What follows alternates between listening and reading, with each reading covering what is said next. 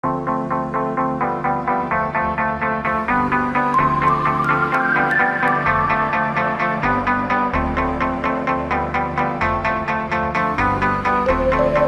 días a todos y disculpen aquí por los detalles técnicos.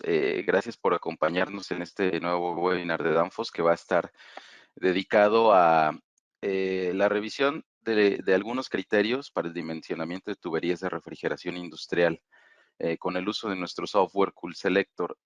Quisiera también pues avisarles eh, eh, que lo que vamos a revisar durante esta presentación son algunas recomendaciones, no todas necesariamente son de Danfoss, muchas son recopilaciones de diversas literaturas. Yo voy a poner las referencias al final para que quien guste consultar estas literaturas. Básicamente son recomendaciones de Danfoss, pero hay otras del Instituto Internacional de Refrigeración con Amoníaco, de ASHRAE, y del libro de Industrial Refrigeration Handbook de Wilbur Stoker, son las principales referencias. Hay otras, pero la idea aquí es darles algunas informaciones, un background teórico que ustedes puedan utilizar en Cool Selector para que les sea más fácil el dimensionamiento de las tuberías de refrigeración. Entonces, bueno, vamos a dar inicio al tema. Vamos a revisar primeramente cuál es el programa. Vamos a platicar sobre las consideraciones y objetivos, es decir, qué hay que considerar y cuáles son nuestras metas cuando estamos haciendo el dimensionamiento de tubería. Después vamos a entrar de lleno a la revisión de criterios para el dimensionamiento de tuberías para las diferentes líneas, las principales de un sistema de refrigeración, líneas de líquido. Aquí, bueno, pues hay diferentes líneas de líquido, líneas de succión, succión húmeda, succión seca, líneas de descarga, líneas de gas caliente para deshielo. Luego vamos a revisar en qué se basa nuestro software para hacer los cálculos, para también tratar de entender un poco mejor cuáles son las variables que están involucradas o que son de importancia en el dimensionamiento de las tuberías. Y luego vamos a ver varios ejemplos de la aplicación de estos criterios. Y al final, bueno, yo voy a finalizar la presentación y voy a abrir ya el Cool Selector para hacer unos ejercicios adicionales y ustedes puedan ver pues cómo colocar las informaciones, cómo colocar los accesorios, dónde encuentro ciertas informaciones o ciertas herramientas del software, ¿no? También quiero avisarles que pues este es un webinar preparado para 2 horas, es largo, así que vamos a hacer un break intermedio de 5 minutos solamente. Hacemos ese break. Quien quiera permanecer con nosotros durante esos 5 minutos, vamos a colocar unos videos corporativos. Al cabo de 5 minutos retomamos la presentación. ¿Ok? Entonces, bueno, vamos a continuar con el temario. Primero vamos a ver consideraciones y objetivos. ¿Cuáles son las consideraciones que debemos tener en cuenta cuando estamos haciendo dimensionamiento de tuberías? Bueno, la fase del refrigerante, es decir, si es líquido, si es fase gaseosa o es bifásico, es decir, pues líquido con vapor, que eso pues lo encontramos en muchas tuberías del sistema de refrigeración. Lógicamente que la carga térmica es una variable indispensable en este punto, ya que pues determina el flujo de refrigerante. Las distancias y las diferencias de altura, ¿no? Es decir, la trayectoria de la tubería. Aquí es importante que nosotros podemos representar en Cool Selector estas distancias y además, pues si el flujo es vertical, podemos representar si es flujo ascendente o flujo descendente, lo cual es muy relevante pues en el cálculo de las caídas de presión. Posteriormente, pues las velocidades recomendadas. Aquí en este punto vamos a ver que vamos a estar mencionando las diferentes velocidades recomendadas en las diferentes líneas. Sin embargo, bueno, no siempre la velocidad es el criterio más adecuado para tomar en cuenta cuando dimensionamos una tubería, ¿no?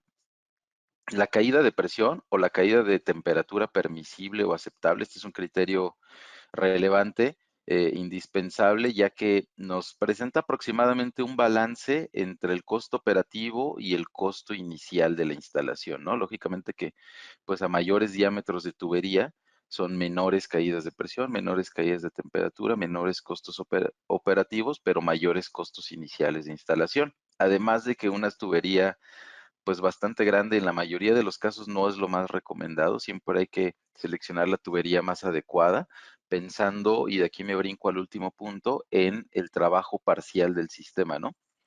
Siempre hay que tener en cuenta esto. Normalmente cuando se hace el dimensionamiento de un sistema de refrigeración, no solo en las tuberías, pero también en los equipos, pues normalmente siempre estamos pensando pues en las condiciones críticas, ¿no? Es decir, en la carga total.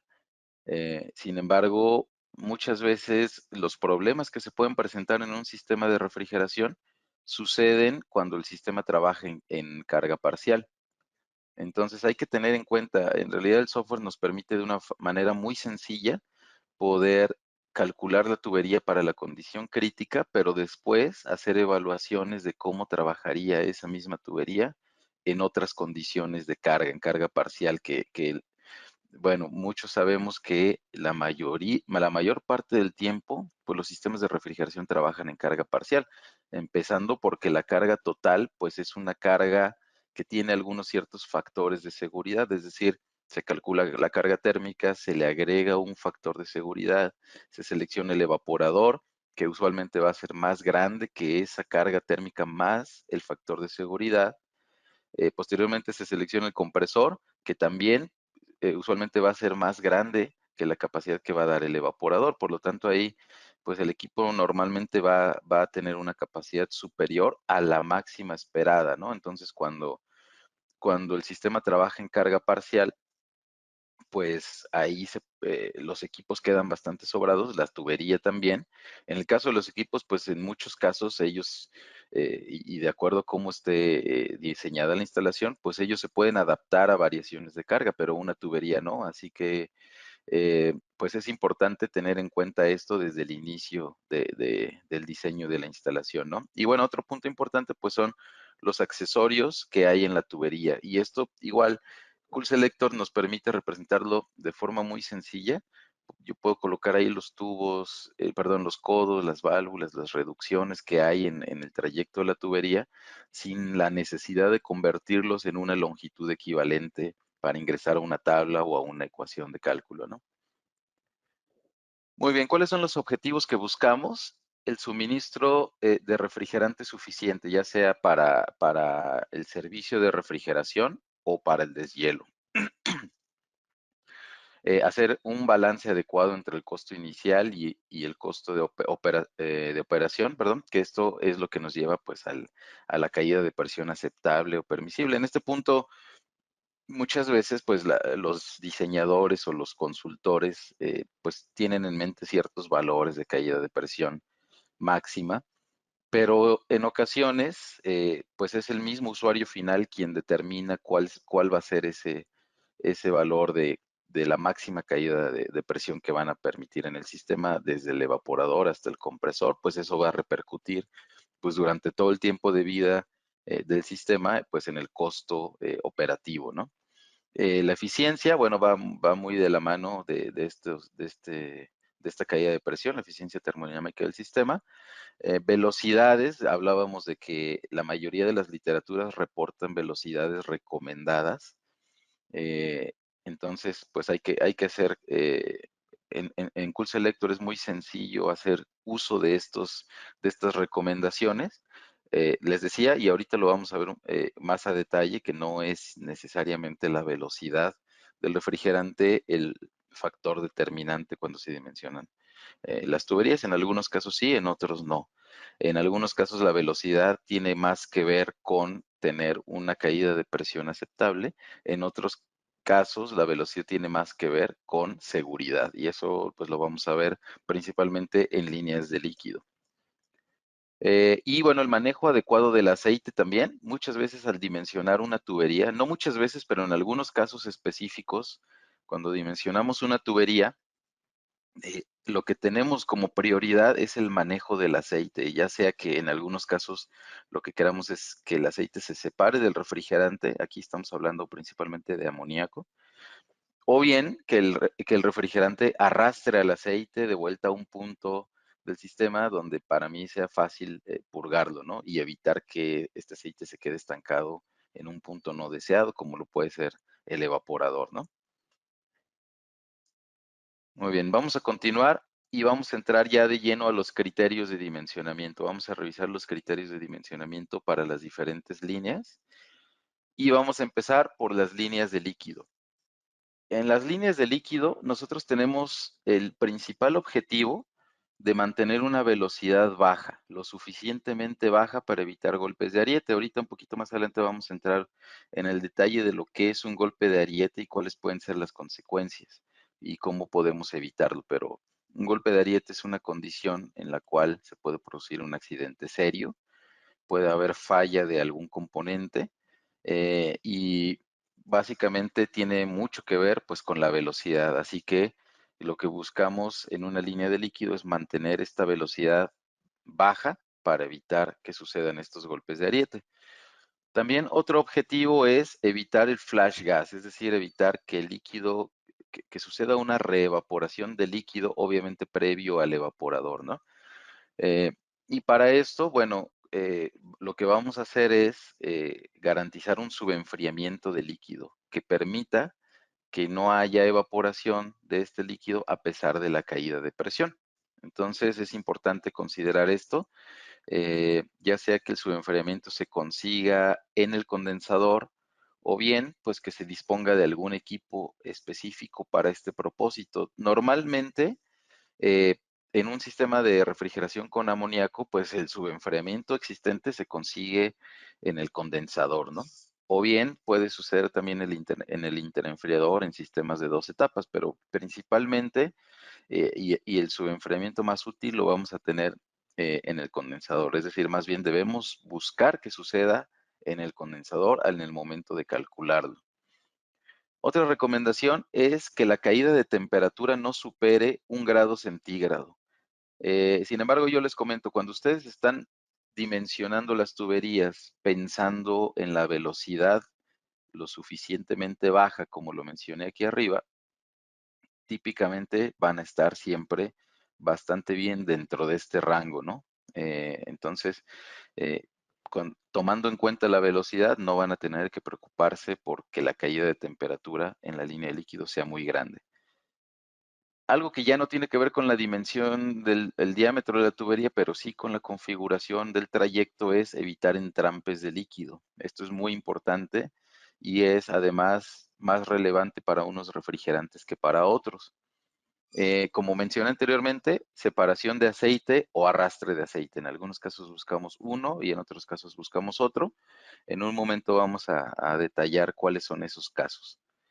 Eh, y bueno, también mencionar que las líneas de líquido tienen un efecto mínimo, no influyen de manera importante en el consumo energético del sistema. Muchas veces están muy preocupados por minimizar las caídas de presión en la línea de líquido, lo cual está bien para evitar el flash gas, pero básicamente hay que tener en cuenta que la velocidad sea baja y además, pues claro, que la caída de presión no, no sea lo suficientemente alta para provocar reevaporación de líquido, porque esto le va a provocar, número uno, pues ese vapor formado va a ocupar un espacio mucho mayor que el líquido, le va a provocar velocidades mayores y además le va a quitar capacidad a la válvula de expansión.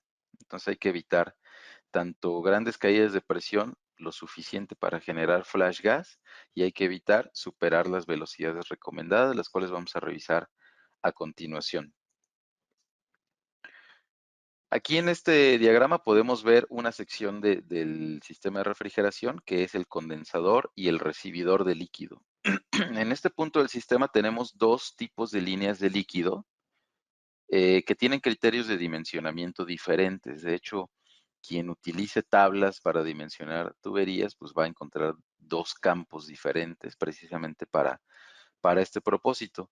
En el caso de la línea de líquido que va al sistema de refrigeración, es decir, que toma el líquido del recibidor y es enviado hacia el sistema de refrigeración, ya sea hacia el evaporador o hacia una unidad de recirculación o hacia el acumulador de succión de un sistema inundado.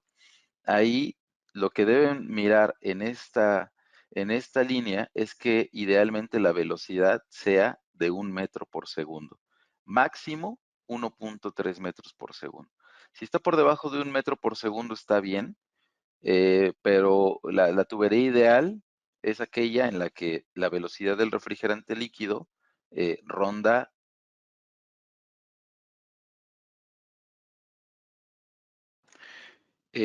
Bueno, tengan en mente eso cuando dimensionen esta tubería. Y en el otro caso es el caso en el que tenemos la línea de líquido del condensador al recibidor.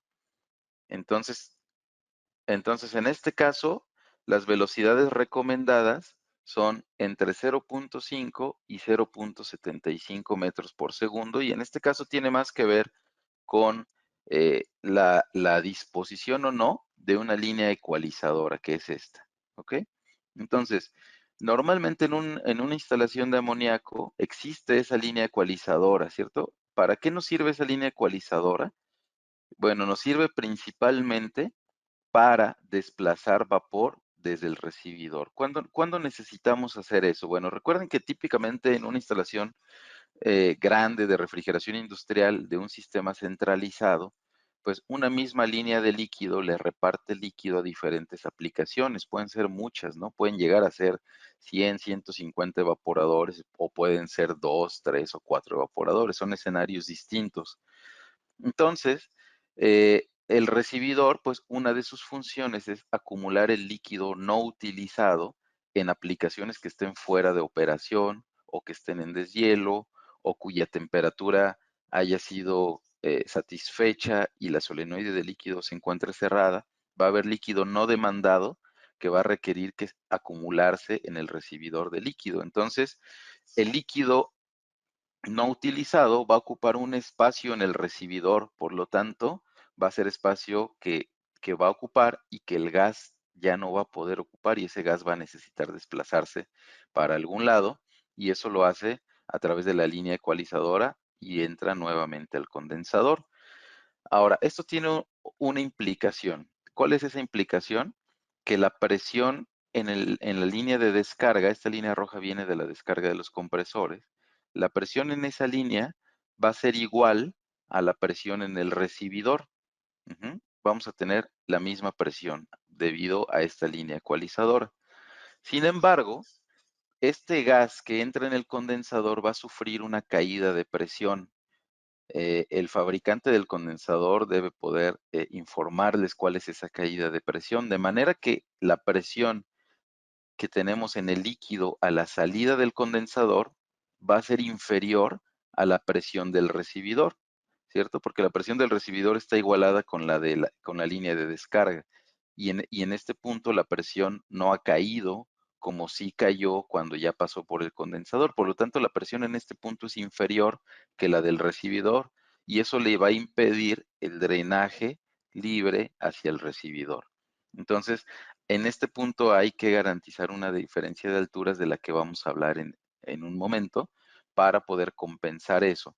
Sin embargo, la recomendación básicamente se basa en 0.5 metros por segundo cuando no contamos con esta línea ecualizadora. ¿Por qué? Porque el líquido, o más bien esta tubería, va a ser la función de drenaje de líquido y al mismo tiempo de línea ecualizadora. Por lo tanto, va a haber gas fluyendo hacia atrás, hacia el condensador. Entonces, si la tubería no es lo suficientemente grande, ese gas que intenta fluir de regreso va a impedir o dificultar el drenaje de líquido formado en el condensador. En el caso en el que contemos con una línea ecualizadora, lo cual es, al menos en la mayoría, si no es que en todas las instalaciones que yo haya visto, ahí pues la velocidad permitida en la línea de líquido condensado puede llegar a ser de 0.75 metros por segundo, ¿ok? Y bueno, adentrándonos más en el tema de la diferencia de alturas, esto ya no tiene que ver con el diámetro, sino con la diferencia de alturas. Yo les comentaba que el líquido condensado tiene una presión inferior a la del recibidor debido a la caída de presión que sufre pues en el serpentín del condensador, o si es un intercambiador de placas, pues en su trayecto entre las placas, ¿cierto? Entonces, para compensar eso, para yo tener una presión mayor en el líquido y que pueda fluir hacia el recibidor, es importante construir una columna de líquido y esa columna debe tener una cierta altura capaz de compensar esa caída de presión. ¿Ok? Entonces, ustedes deben consultar con el fabricante del condensador cuál es la caída de presión en este equipo y después calcular con base en esa caída de presión cuál sería la altura suficiente. Además de eso, se recomienda agregarle un factor de 50%, es decir, a la caída de presión del condensador le agregamos un 50% y usamos ese dato para calcular el diferencial de alturas necesario aquí para construir una presión en este punto, una presión estática lo suficientemente grande para que el líquido entonces sí pueda fluir hacia el recibidor, pues su presión ya va a ser mayor a la del recibidor.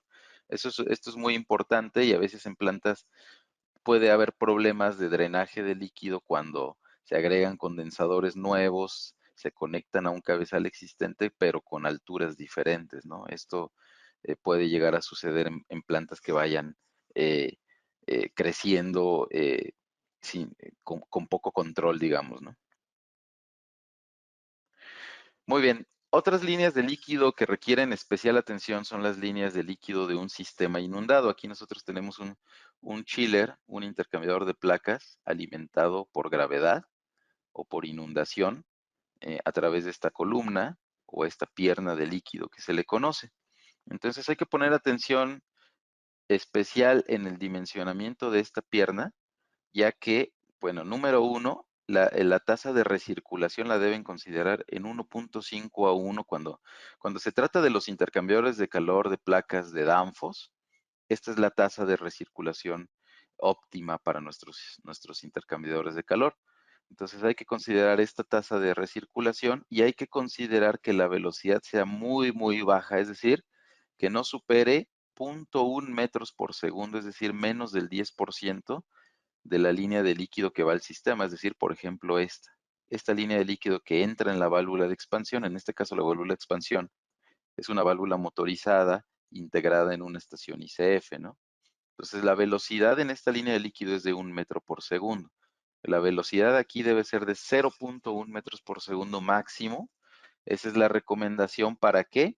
Para que el aceite se separe del amoníaco. Recuerden que, y claro, esta recomendación aplica para amoníaco. Recuerden que el aceite, pues es más denso que el amoníaco y por lo tanto, si nosotros garantizamos esta baja velocidad, vamos a garantizar que el aceite se separe y se acumule en esta sección y no fluya junto con el amoníaco hacia el intercambiador de calor, donde no lo queremos, ¿verdad? Donde va a ser un aislante y va a dificultar la transferencia de calor. No queremos el aceite ahí, así que se tiene que separar en la pierna. Para eso es esta velocidad baja, ¿no? Entonces, en la parte inferior de la pierna se debe disponer de un cierto espacio que permita acumular el aceite y en ese punto vamos a colocar la válvula QDB que sirve para precisamente la purga del aceite. Y obviamente que esto tiene que ir acompañado pues con un programa de mantenimiento que implique pues estar purgando con una cierta frecuencia el aceite en este punto, ¿no? Obviamente que no es normal estar purgando todo el tiempo grandes cantidades de aceite, eso no es normal, eso ya habla de otros problemas, pero sí es normal pues tener una cierta presencia de aceite y estar teniendo la necesidad de purgar con alguna cierta frecuencia, ¿no? Entonces, una vez que la velocidad es baja, el aceite se va a acumular aquí y no va a fluir.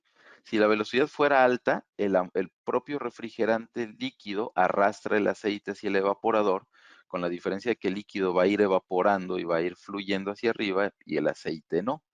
Así que es importante cuidar esta velocidad.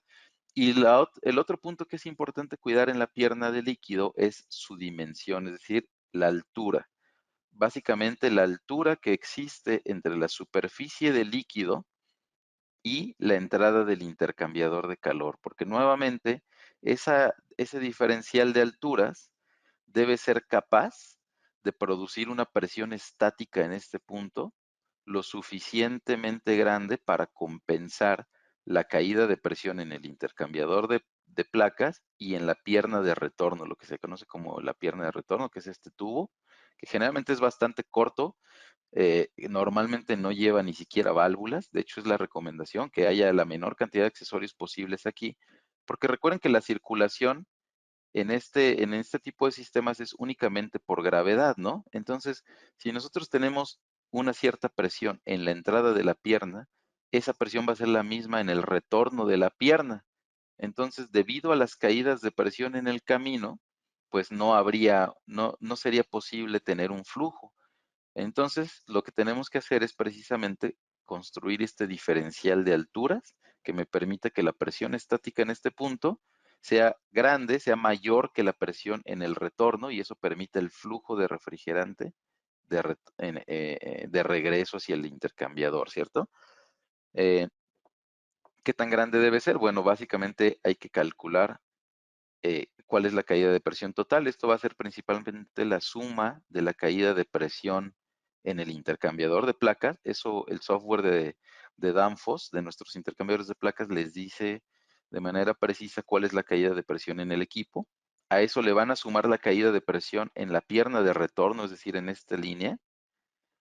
Le van a agregar un factor de 20% y esa va a ser la caída de presión total que van a usar para calcular el diferencial de alturas necesario para compensar esa caída de presión, ¿ok? Un poquito más adelante vamos a ver un ejemplo de un cálculo de esto, pero esto básicamente es lo que hay que tener en cuenta en la pierna.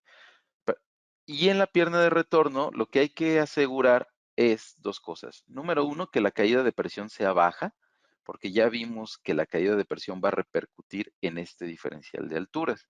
Mientras mayor sea la caída de presión, mayor será la altura que yo necesite para que haya un flujo adecuado, ¿ok? Y lo otro que hay que cuidar es una velocidad pues lo suficientemente alta en la línea para permitir el arrastre de líquido. Recuerden que este es un sistema, digamos, entre comillas, recirculado, es decir, que no todo el líquido se va a evaporar. Por lo tanto, en la salida del intercambiador, pues va a haber una cierta presencia de líquido, el cual necesita ser arrastrado de vuelta al acumulador. ¿Y quién arrastra el líquido? Pues el propio vapor. Y para eso requiere que su velocidad sea lo suficientemente alta para conseguir ese arrastre y lo lleve de vuelta al intercambiador. Si la velocidad no es alta, ese líquido se va a empezar a acumular en la pierna de retorno y va a empezar vamos a decir que a ahogar el intercambiador o a dificultar el flujo de vapor desde el intercambiador de regreso a la pierna de retorno, ¿cierto? Bueno, otra recomendación, bueno, ya no tiene que ver con los diámetros de tubería, pero ya que estamos por aquí, algunas inclinaciones en los tubos, básicamente en el tubo inferior que conecta la columna de nivel, principalmente pues para evitar acumulación de aceite en este punto, ¿no? Que el de aceite pueda drenar hacia la pierna, de ahí a la parte inferior y yo lo pueda purgar en este punto. También se recomienda colocar una pendiente en la línea que conecta la pierna de líquido con el intercambiador de placas, precisamente para dificultar el flujo del aceite hacia el intercambiador, ¿ok? Inclusive a facilitar que lo que pueda llegar a este punto pueda retornar de vuelta hacia esta sección, ¿ok? Y la otra recomendación, pues es colocar los dos tubos que llevan líquido, colocarlos en el mismo punto, ¿no? Es decir, aquí tenemos el líquido expansionado. Recuerden que después de la expansión hay un flasheo, hay una formación de vapor. Entonces ese líquido con vapor lo colocamos a un extremo del acumulador de succión, así igual que el líquido con vapor que proviene del intercambiador de placas, todo en un extremo para que posteriormente esa mezcla de líquido con vapor fluya a través del espacio disponible en el acumulador de succión. Y claro, hay que garantizar que ese espacio sea lo suficientemente grande para que la velocidad sea baja y esa baja velocidad permita la separación del líquido del vapor, ¿no? Y entonces al compresor llegue únicamente vapor seco. y en estado de saturación, ¿cierto? Y el líquido pues se vuelve a acumular en la parte inferior del tanque para volver a ser alimentado al evaporador. Entonces hay que tener cuidado con este punto también. Y bueno, aquí otro punto importante pues es asegurar, contar con este espacio disponible para poder acumular aceite, porque ustedes podrán dimensionar la pierna con la altura suficiente y con la velocidad lo suficientemente baja, pero si el aceite no tiene dónde acumularse, pues ahí no va a haber forma de purgarlo, ¿no? Va a llegar al intercambiador y nos va a provocar una baja eficiencia del equipo. Por lo tanto, hay que tener provisto pues ese espacio para la acumulación de aceite, ¿ok? Muy bien. En la unidad de recirculación también hay unas líneas que debemos cuidar. Esa es una unidad de recirculación. Acá abajo están las bombas de recirculación. Esta línea como verde claro es la línea de descarga de las bombas, el líquido recirculado que se envía hacia los evaporadores. Esta línea azul fuerte es el retorno húmedo desde los evaporadores y esta línea azul es el vapor seco que fluye hacia los compresores, ¿ok? Entonces aquí hay que cuidar que la velocidad en la succión de las bombas igual también tiene que ser bastante baja, máximo 0.2 metros por segundo.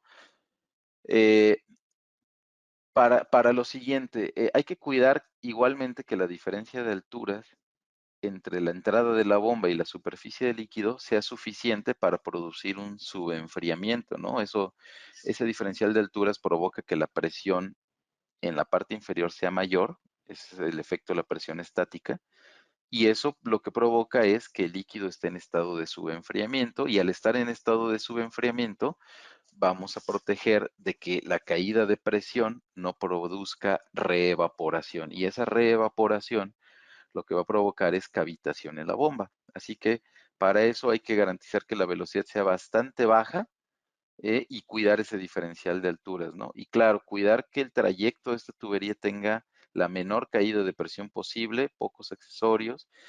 Una válvula de servicio y un filtro sí son necesarios, pero fuera de ahí la menor cantidad de accesorios posibles.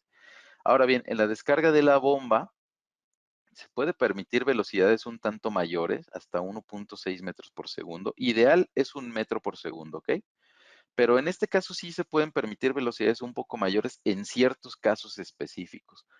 ¿Cuáles son esos casos específicos? Bueno, primero, típicamente en esta línea, como es una línea general, es una línea principal, no vamos a tener una válvula solenoide que se cierre y que reduzca drásticamente el flujo o la velocidad del refrigerante líquido y me pueda provocar un golpe de ariete. Sin embargo, bueno, podemos tener instalaciones de muchos tamaños, ¿no? Esta misma línea puede alimentar 100 evaporadores y si un evaporador o dos o cinco evaporadores se cierran, la variación en el flujo en esta línea no va a ser relevante.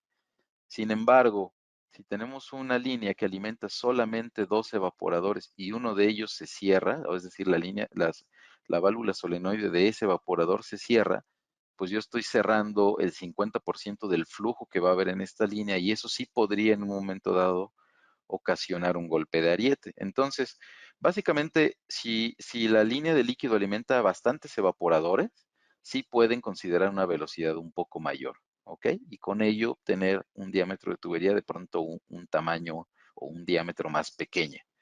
Sin embargo, si la línea de líquido alimenta pocos evaporadores, 2, 3, 4 evaporadores, ahí sí de preferencia vayan a la recomendación de 1 metro por segundo, que es la condición segura para evitar golpes de ariete, ¿no? Muy bien. Entonces, bueno, esto es lo que yo les comentaba, este es el diferencial de alturas entre la superficie de líquido y la entrada de la bomba que debemos de cuidar para que la bomba succione líquido subenfriado y eso nos garantice que no haya cavitación, ¿cierto? Vamos a revisar esta nota. La altura H, que es esta, pues debe ser capaz de compensar la caída de presión en la línea de succión de la bomba. Y esto es considerando, pues no solo la tubería, sino válvulas y accesorios, ¿ok? Generalmente encontramos ahí reducciones, encontramos un filtro, el cual en la medida que se vaya ensuciando va a ir restringiendo el flujo y va a ir generando más caída de presión. Por lo tanto, es muy importante hacer limpieza frecuente de ese filtro. Para eso, las unidades de recirculación típicamente tienen dos bombas, una en operación y una en stand-by. Eh, y, y bueno, obviamente también para compensar la aceleración del líquido hacia el impulsor de la bomba, lo que se llama la carga neta de aspiración positiva de la bomba o el NPSH, que es como es mejor conocido, ¿no? Entonces, esa diferencial de alturas debe ser capaz de compensar esos diferenciales de presión debido a la succión de la bomba y debido al trayecto, ¿ok? Y bueno, ya esa caída de presión la usamos para calcular el diferencial de alturas, ¿ok?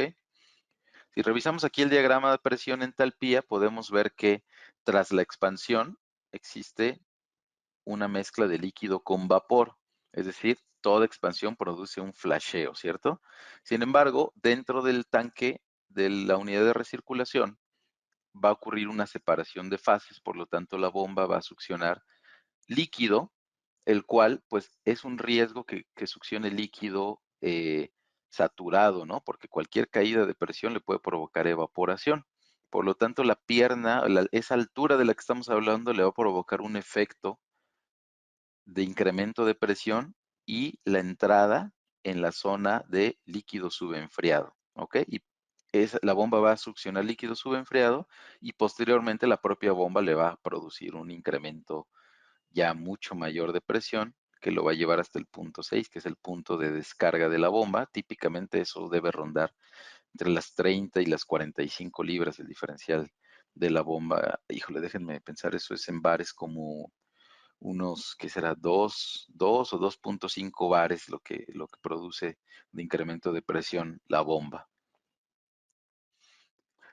Ahora, hay que tener ciertas consideraciones con los diferentes refrigerantes. Lo que ustedes están viendo aquí en esta tabla es el subenfriamiento que es capaz de producir una columna de 1 metro de líquido para diferentes refrigerantes a diferentes temperaturas. ¿Y qué podemos ver aquí?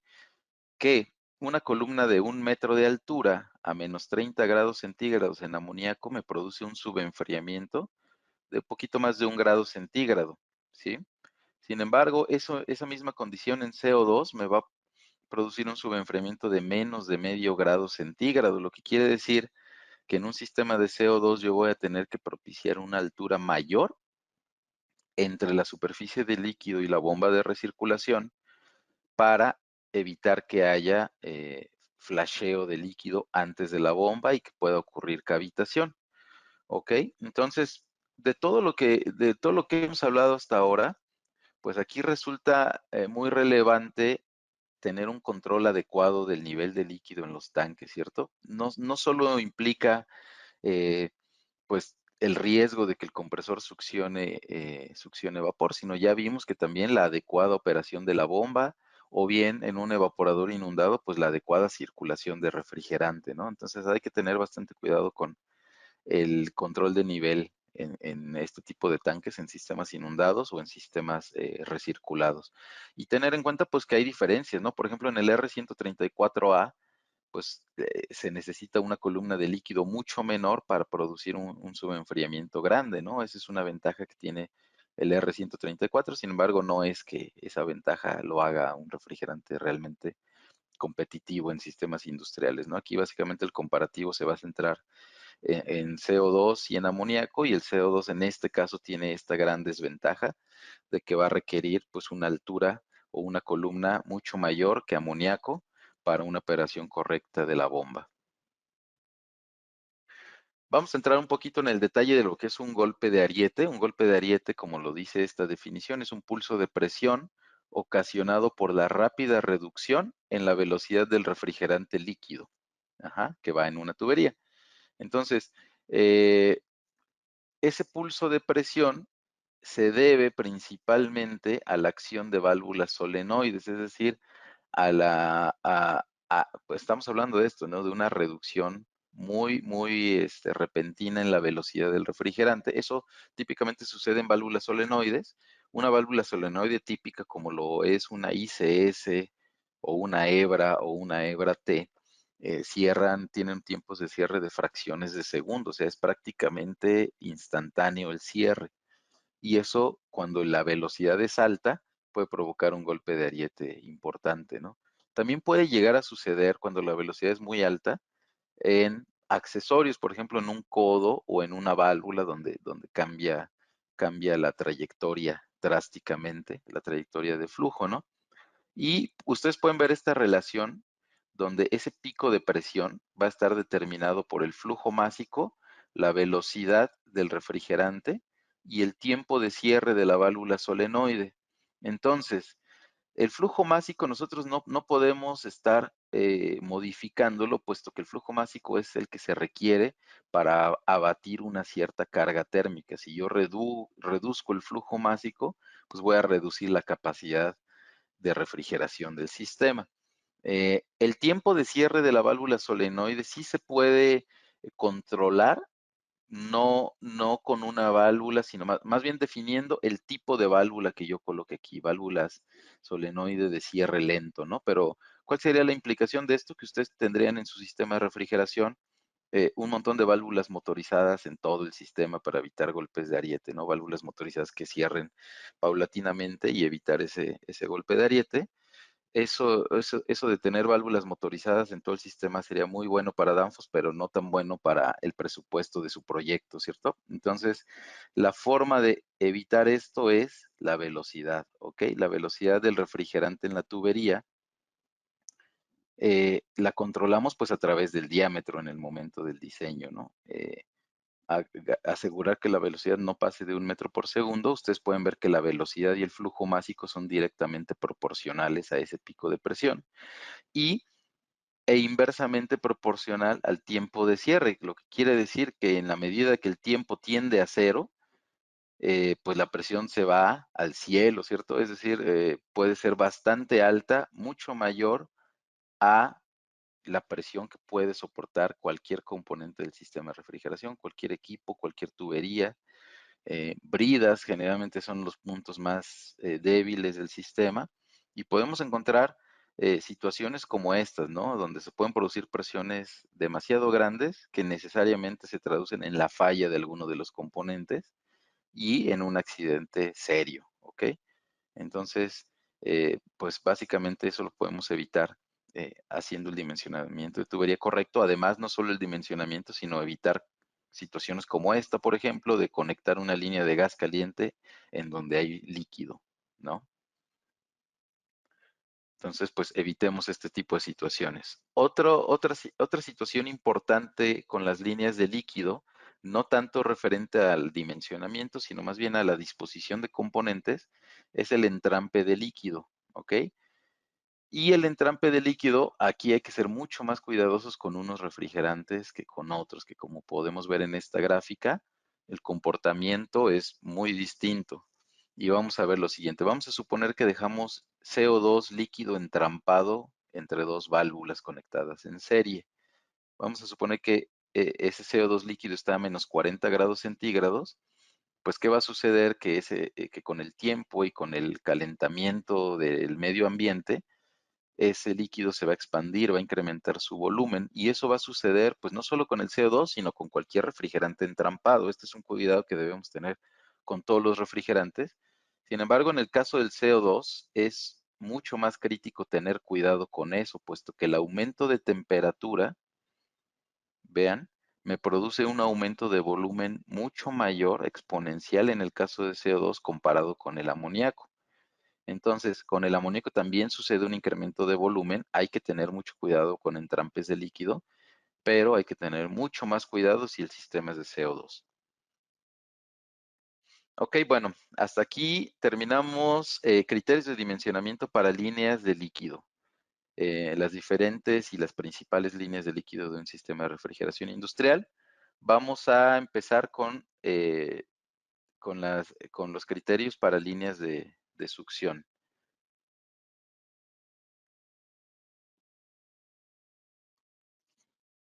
Muy bien, en este punto las reglas cambian. La velocidad deja de ser un criterio relevante en el dimensionamiento, ya que estamos hablando de un gas no produce golpes no va a producir el golpe de ariete como el líquido.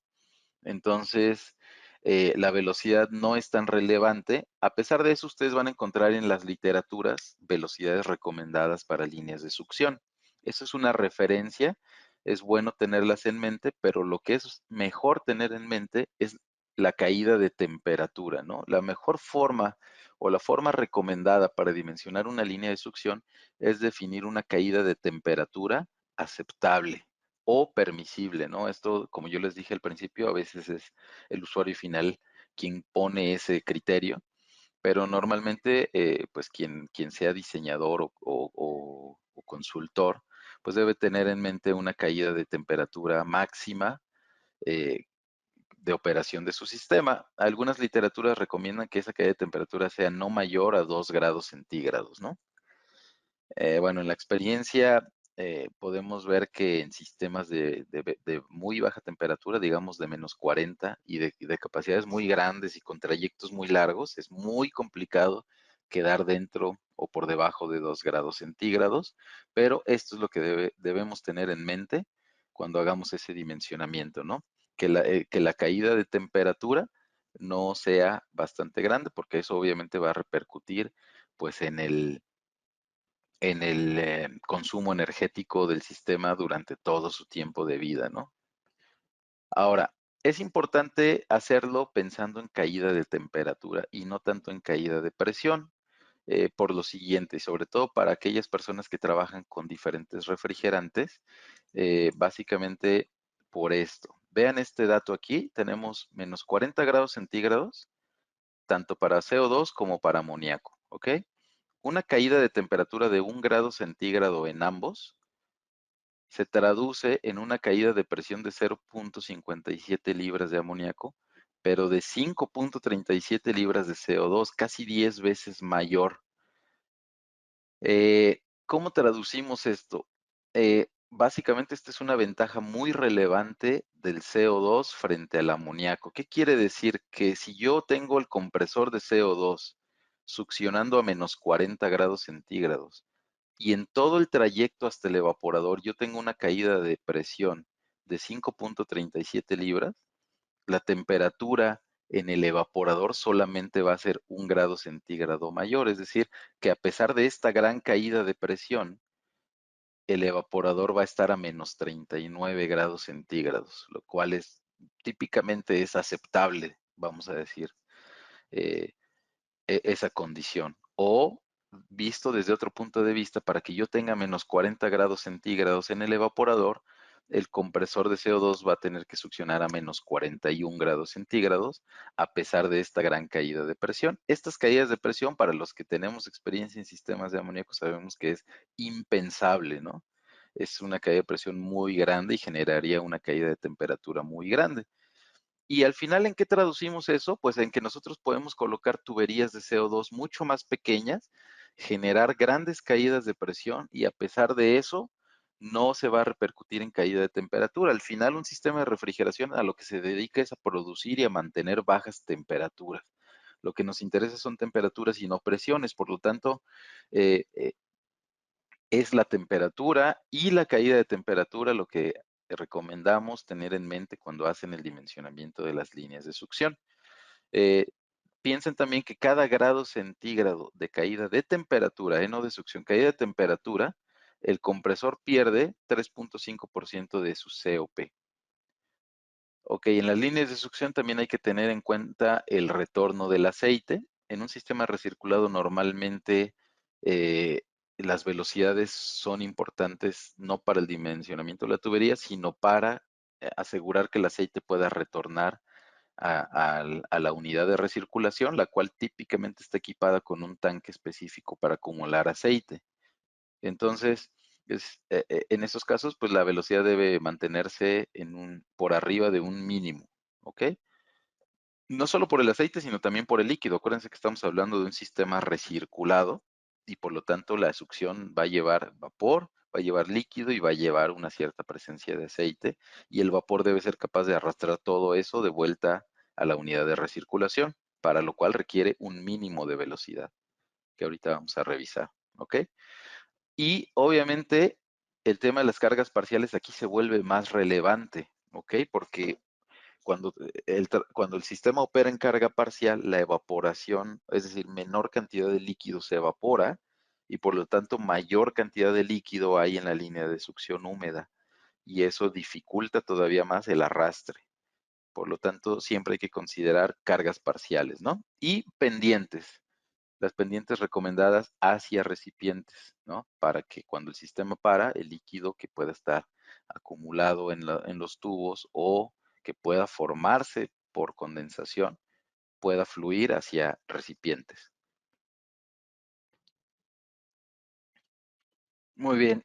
Eh, Aquí, bueno, lo que tenemos también es un comparativo entre diferentes refrigerantes, que es la caída de presión correspondiente a eh, caídas a 1 grado centígrado en caída de temperatura. Lo que podemos ver aquí es que, por ejemplo, a menos 30 grados centígrados, 1 grado centígrado de caída de presión representa menos de 0,1 bares.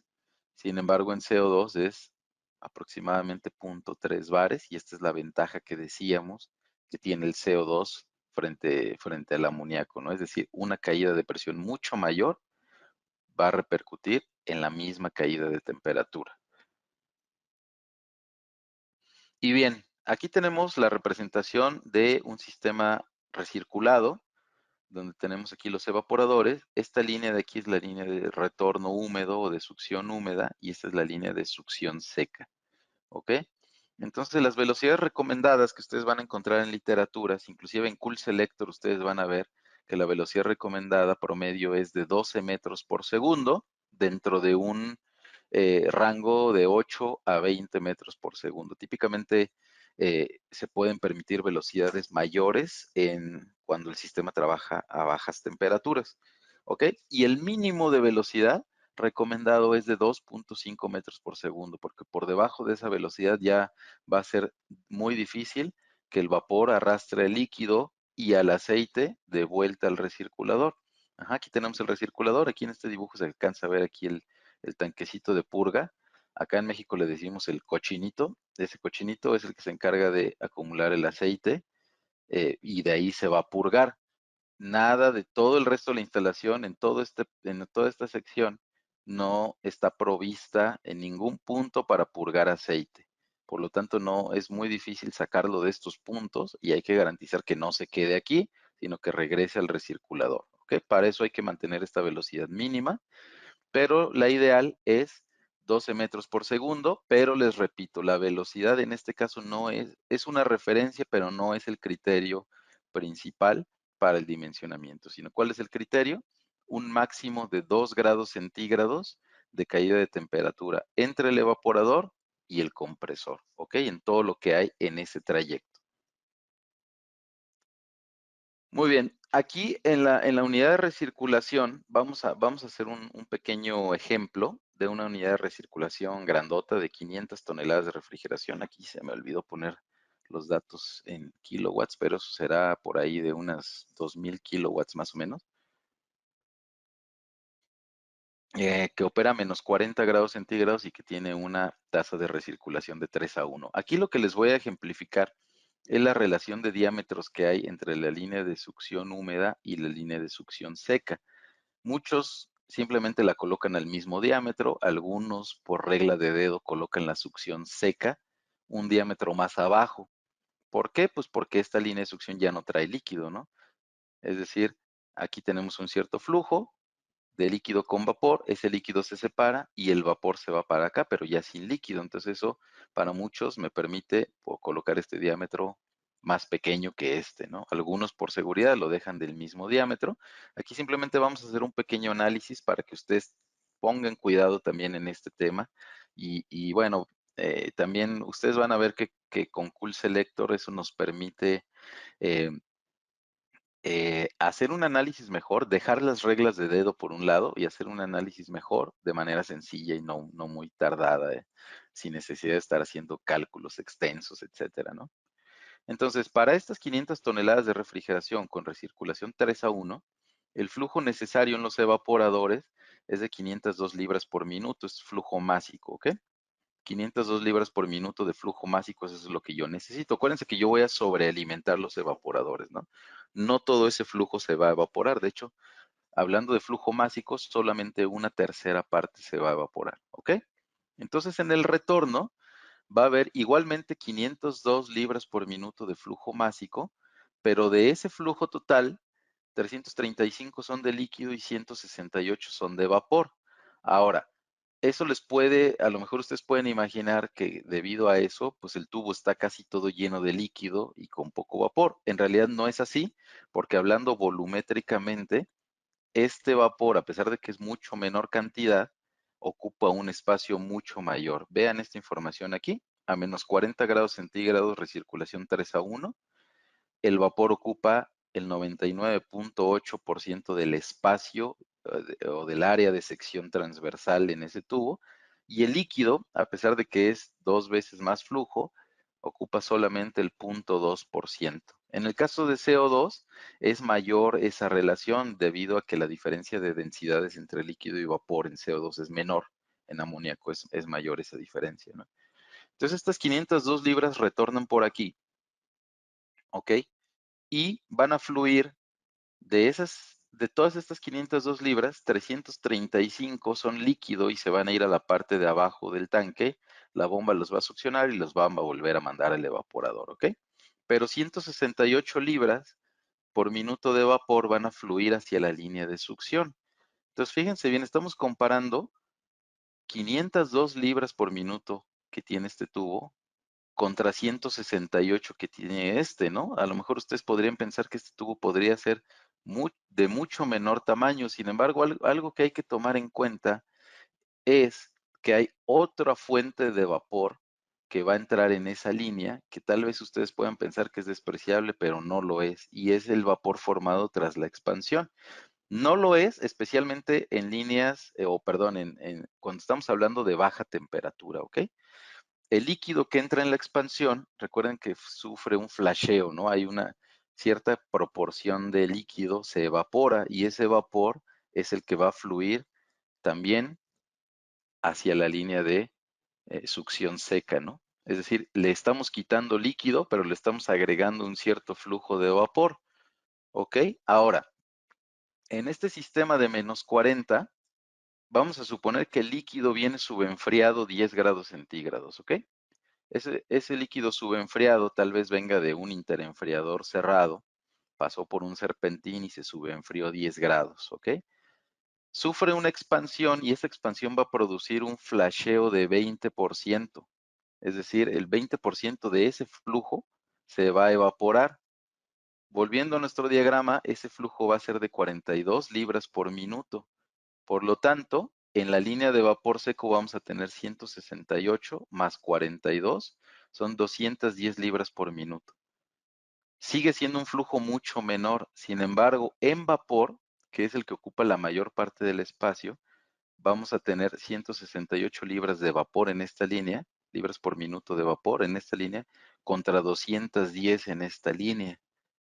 Y ambas están a menos 40 grados, lo cual podría implicar que esta línea de succión seca pueda llegar a ser incluso mayor que la de succión húmeda. ¿Ok? Eso es importante. Y bueno, ya concluyendo el balance, pues esas 202 libras por minuto es lo que yo necesito alimentar de líquido. ¿Ok? Porque a pesar de que yo solamente necesito eh, eh, una cierta cantidad de líquido, hay que tomar en cuenta que una parte de ese líquido se va a evaporar y no me va a servir porque se va a ir por la línea de succión seca. ¿Ok? Espero que esto haya quedado claro. Vamos a pasar al siguiente punto. Vamos a hablar de las líneas de succión húmeda, pero de flujo ascendente, es decir, tuberías verticales de flujo ascendente. En este caso, la recomendación igual, ¿no?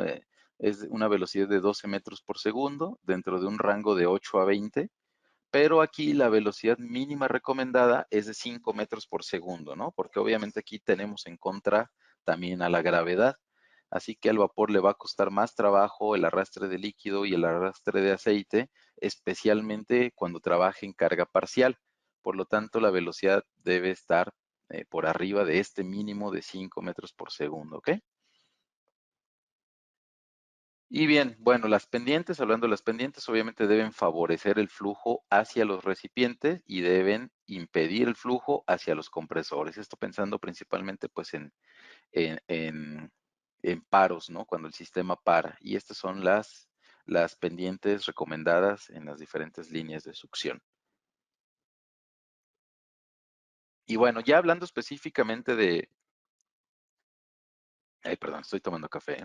Eh, ya hablando específicamente de las líneas de retorno húmedo, eh, de un diferencial de alturas grande. Estamos hablando de lo que se conoce como los famosos risers. Aquí pues hay que tener unas atenciones muy específicas, ya que un riser, bueno, un riser es un tubo de succión húmeda con una longitud grande. eh, Normalmente estos risers en una configuración como se ve aquí, un riser doble, se coloca en equipos que son de piso, o sea, por ejemplo, un congelador de placas o un túnel de congelación. Ese equipo va a estar en el piso, por lo tanto, esta salida de vapor va a tener que superar el cuarto. Típicamente esto va a estar colocado en un cuarto de proceso donde va a haber personas operando y donde va a haber producto, ¿no? eh, Va a haber alimentos ahí, muchas veces no van a estar empaquetados esos alimentos, entonces este flujo va a tener que subir, salir de ese cuarto de proceso, llegar a donde están las válvulas y después alcanzar el cabezal. Esas alturas normalmente le van a tomar arriba de 5 metros, 5, 6, hasta 8 metros, pueden medir estos risers. Entonces, ¿qué sucede? Que cuando este equipo trabaja en carga parcial, ¿qué sucede? Pues que nosotros estamos alimentando siempre la misma cantidad de líquido porque lo hacemos a través de una válvula de regulación manual, que no hay un operador ahí moviéndola todo el tiempo, ¿no? Entonces, ¿qué sucede? Que una menor cantidad de líquido se va a evaporar. Por lo tanto, va a haber más presencia de líquido en la succión. Y el vapor va a tener que cumplir el trabajo de arrastrar toda esa cantidad de líquido no evaporado y el aceite hacia arriba para poder llegar al cabezal. Entonces, muchas veces cuando el equipo trabaja en carga parcial, eso no sucede. O sea, el vapor, la velocidad del vapor baja lo suficiente como para que sea incapaz de arrastrar tanto el líquido como el aceite. Entonces, ¿qué pasa? Que el líquido se empieza a acumular en el tubo.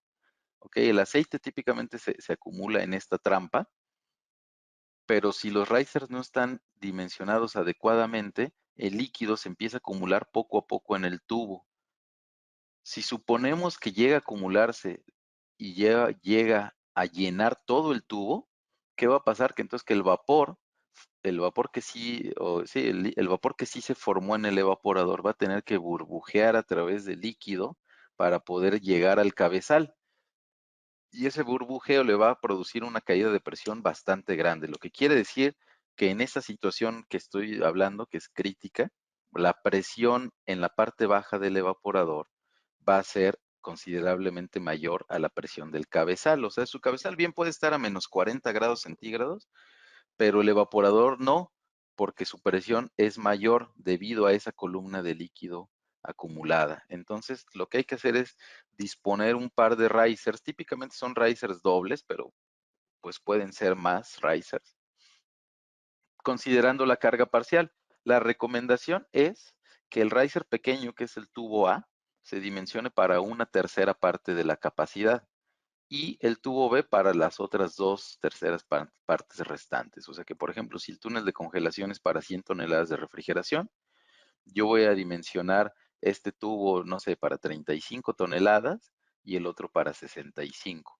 Y además debo garantizar una velocidad alta, ¿no? ¿Para qué? Pues para eso, para que el vapor pueda arrastrar al líquido y al aceite de vuelta al acumulador de succión. Esto, pues, es el vapor quien tiene que hacer ese trabajo. Existe otra forma de hacerlo, mucho más eficiente, que básicamente consiste en separar el líquido del vapor antes del cabezal, es decir, esta es la salida, ¿verdad? Esta es la salida en este caso, un congelador de placas.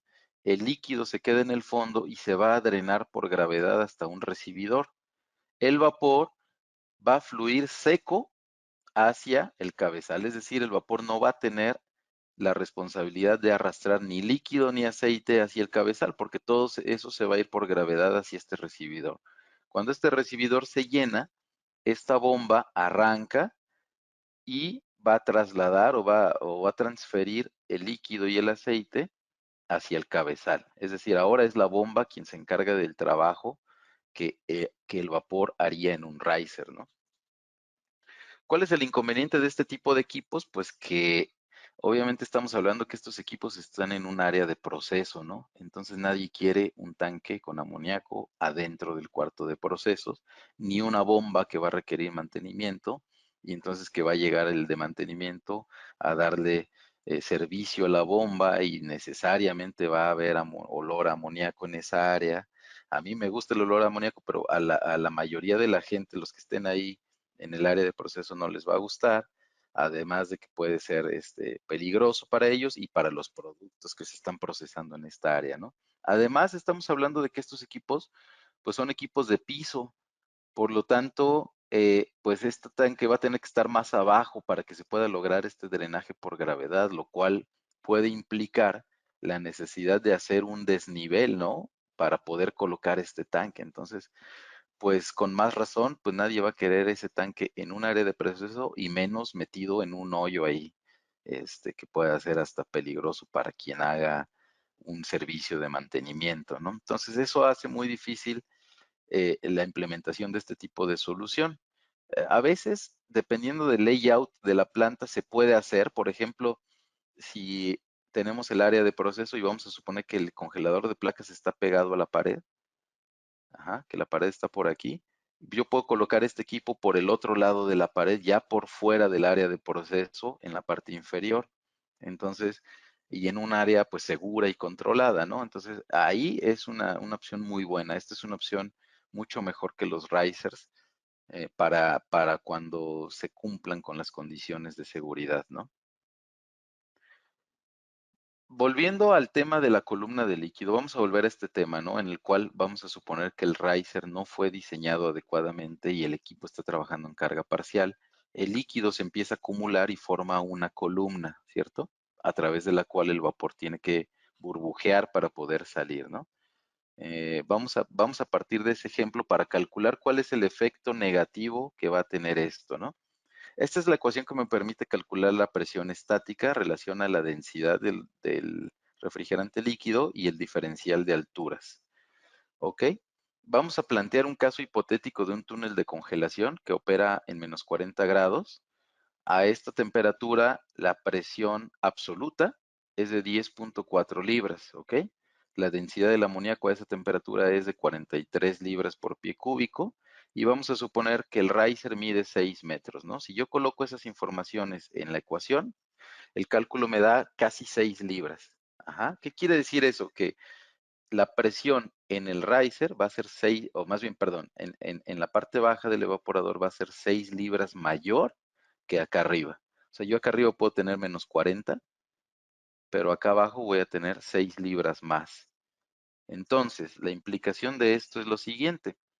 La presión, en lugar de ser 10.4, va a ser de 16.4 libras. Y a esa presión le corresponde una temperatura de saturación de menos 24 grados Fahrenheit. O sea, en resumen, el túnel de congelación, en lugar de evaporar a menos 40, va a evaporar a menos 24 grados Fahrenheit. Y eso, pues obviamente, les va a traer problemas de temperatura en ese equipo, ¿no?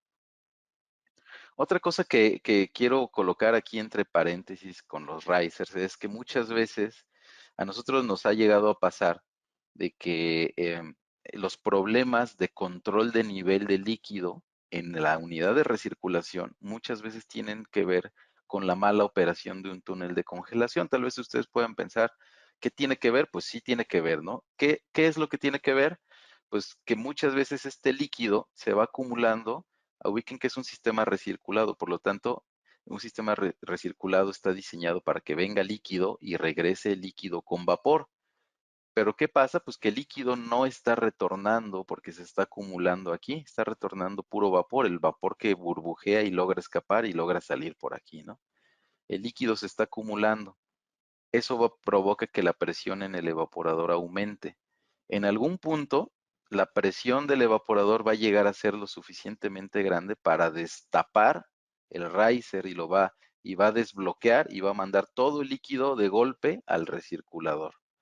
Entonces tú puedes tener el recirculador con un control de nivel adecuado, pero en el momento en que esto sucede, que se destapa el riser, todo el líquido regresa de golpe y puede llegar a inundar el recirculador. Esto sucede intermitentemente, ¿no? Obviamente mientras el líquido se acumula, pues tú tienes un control de nivel bueno, pero cuando se sucede ese destape, pues entonces todo el líquido regresa de golpe y puede llegar a inundar el recirculador y ahí es donde todo el mundo está diciendo la válvula motorizada no funciona, el sensor de nivel, ¿qué está pasando en el recirculador? Cuando el problema pues puede venir de otro lado, ¿no?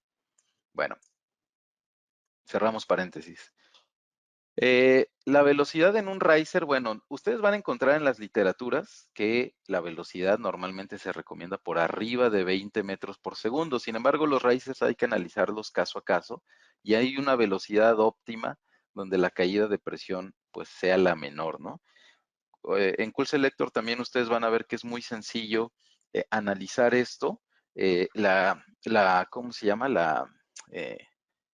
Eh, la caída de presión en un riser está influida en mucho mayor medida por el diferencial de alturas que por el diámetro de tubería. Es decir, el diámetro de tubería, en lo que ustedes se deben fijar es que tenga una velocidad alta.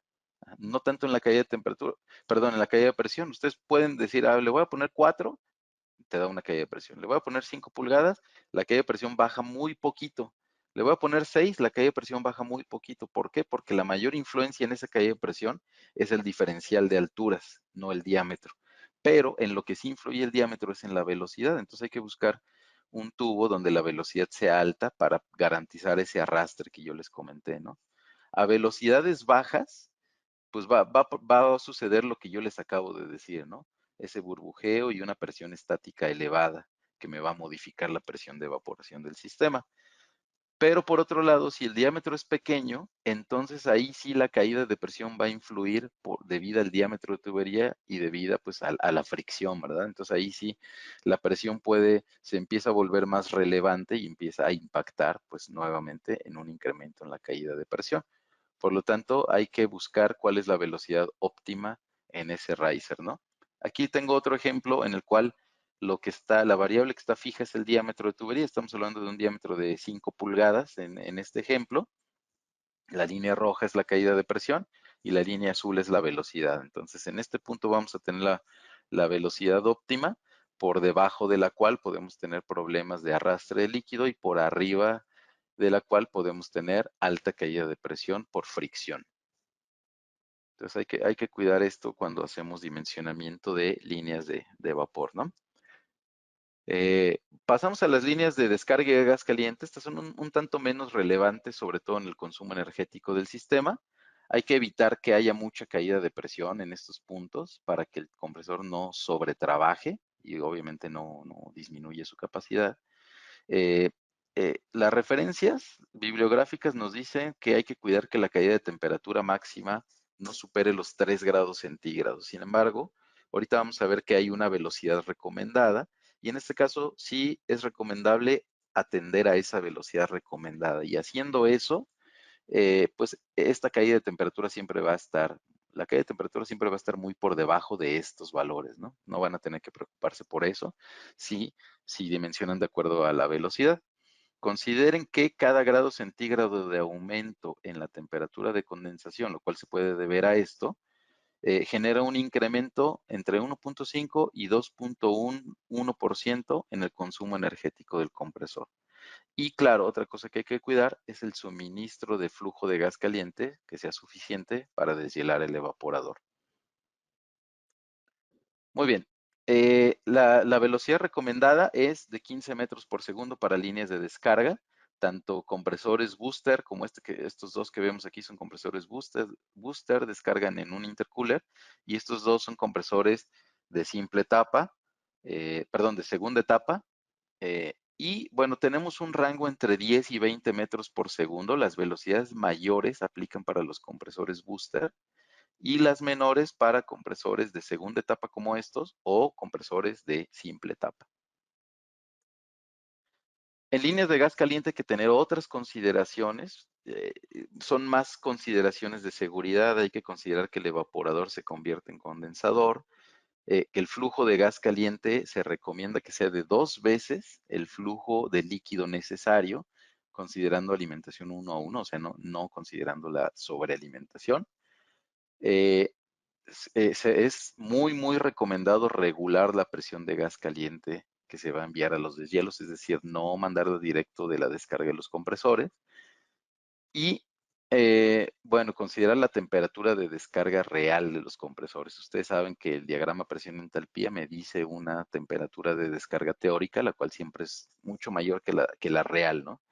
Y bueno, pues también consideren que el deshielo, pues es un mal necesario en el sistema, porque en la medida que se acumula la escarcha en el evaporador, este reduce su capacidad. Por lo tanto, hay que estar deshielando pues con cierta periodicidad, ¿no? Bueno, la recomendación para esta línea de gas caliente que ingresa al evaporador para deshielarlo es de 25 a un máximo de 30 metros por segundo, ¿no? Y hay que considerar cuál es la presión. Esto ahorita lo vamos a ver cómo hacerlo en Cool Selector, dónde considerar la presión de gas caliente, porque algunos pues siguen con la mala práctica de deshielar con gas caliente directo la descarga de los compresores, otros la regulan, otros toman gas caliente del recibidor de líquido, donde sí está en alta presión, pero no está caliente, o sea, no está a alta temperatura, normalmente está pues alrededor de unos 25, 30 grados centígrados, ¿no? Dependiendo de qué parte del mundo esté. Y bueno, esta línea, aquí tenemos la línea de gas caliente. Esta línea de gas caliente viene de los compresores de segunda etapa o de los compresores de simple etapa y se va al condensador. Antes de eso, típicamente en el cuarto de máquina se toma una derivación, que es la línea de gas caliente que se va a enviar para los deshielos, ¿no? Esta línea pues también se recomienda eh, dimensionarla para un máximo de 30 metros por segundo, pero el flujo que vamos a considerar es, nunca consideren el total de los evaporadores, consideren que no más de una tercera parte de los evaporadores debe deshielarse al mismo tiempo, porque entonces ahí esta válvula va a quedar muy sobrada, muy grande, y su operación no va a ser adecuada, ¿no? Entonces, consideren que no más de una tercera parte de los evaporadores va a deshielar al mismo tiempo, o si tienen la información suficiente para hacer el análisis, pues hagan el análisis de cuáles evaporadores y cuántos podrían deshielar al mismo tiempo, considerar un máximo y también considerar un factor de seguridad, ¿no? Porque acuérdense que estos son cabezales, entonces en algún momento puede haber una expansión de la planta no prevista desde el inicio y ustedes pueden derivar de aquí otras líneas de gas caliente para evaporadores que de pronto no estaban considerados. Entonces, pues siempre es bueno dejar un cierto margen, sobre todo cuando se trata de cabezales, ¿no? Y bueno, esta válvula reguladora es muy importante calcularla de acuerdo a las condiciones de operación, no ponerla al diámetro de tubería, que es una mala práctica que existe, que si yo tengo una tubería de 3 pulgadas, pues voy a poner una ICS de 80 de 3 pulgadas, ¿no? Esa es una mala práctica, principalmente porque pues ubiquen que a través de esta válvula va a existir una caída de presión gigantesca, ¿no? En la entrada vamos a tener la presión de descarga de los compresores, que puede ser de 80 libras, y a la salida, pues la presión que quiero regular. Por ejemplo, el ASHRAE recomienda regular esa presión en 100 libras, ¿no? Entonces, siendo ese el caso, pues a través de la válvula vamos a tener un diferencial de 70 libras, ¿no? Que es muy grande. Eso me va a permitir colocar una válvula más pequeña para que opere de forma más adecuada, ¿no? No vamos a entrar en detalles de estas selecciones porque la próxima semana tenemos otro webinar que es enfocado completamente en selección de válvulas con el uso de Cool Selector. Ahí vamos a hablar de todos los criterios para dimensionamiento de válvulas en este caso, ¿no? Aquí les muestro una tabla de velocidades recomendadas publicada por el Instituto Internacional de Refrigeración con Amoníaco en el Piping Handbook del año 2000. Utilizo este porque en el Piping Handbook actual no viene así como una tabla, esas recomendaciones están dispersas en varios puntos. Solo en esta versión se agrupó en una tabla. Y aquí pues básicamente pueden encontrar velocidades recomendadas, ¿no? Pero volvemos a lo mismo, no es siempre la velocidad el criterio principal para dimensionar las tuberías, como ya lo vimos, ¿no? Y aquí un comparativo, estamos hablando de un sistema, un evaporador de 71 toneladas de refrigeración, que son 250 kilowatts, que opera a menos 40 grados, una temperatura de condensación de menos 15. Sí, pues debe ser un sistema como en cascada, o al menos que sea en un país súper frío, allá en Finlandia tal vez. Pero bueno, el punto es que eh, es un comparativo de diámetros de tubería de succión y de líquido, ¿no? Para una misma condición con tres refrigerantes diferentes. En R134 tendríamos una tubería, aquí nos da de 6.6 pulgadas, obviamente esa tubería no existe, habría que ir a 8, ¿no? R134, la tubería de succión para este evaporador sería de 8 pulgadas, para amoníaco sería de 4 y para CO2 sería de 2,5. O sea, mucho menor. Aquí es la ventaja que yo les comentaba sobre el CO2. En líneas de líquido, pues en el caso de 134 sería 1,5, en amoníaco sería 1 pulgada y en CO2 sería 1,5. Es decir, sí es más grande la de líquido en CO2 que en amoníaco, pero eso no compensa la gran diferencia que hay entre las líneas de succión y esa es una de las grandes ventajas del CO2 que yo les mencionaba, ¿no? Además de que la caída de presión, noten que es mucho mayor que en amoníaco, ¿no? Estamos hablando de 4.2 libras de caída de presión en el caso de CO2, cuando en amoníaco es de 0.43, o sea, decíamos, casi 10 veces más grande la caída de presión en CO2 y la caída de temperatura es la misma, porque todo esto está calculado para una caída de temperatura de 0.8 grados centígrados en todos los casos, ¿no? Otra observación que podemos hacer es que el diámetro de la línea de líquido y la succión en CO2 son muy parecidos y eso se debe a que la densidad del líquido y del gas en CO2 se parecen mucho a una misma condición. No así en amoníaco, ¿no? Ahí sí varía bastante. Muy bien, si gustan aquí vamos a hacer un pequeño break de 5 minutos. En 5 minutos vamos a continuar exactamente en este punto donde nos quedamos. Ahí tal vez Juan Carlos me va a apoyar a contestar algunas preguntas. No sé si haya preguntas, pero Juan Carlos me va a apoyar a contestar algunas preguntas y vamos a proyectar un video para quien guste quedarse. En 5 minutos retomamos la presentación, por favor. Rosy, ¿sí me escuchas? Claro que sí, Roberta, aquí estoy. Sí. Bueno, entonces pausamos 5 minutos, ¿no? Perfecto. Gracias.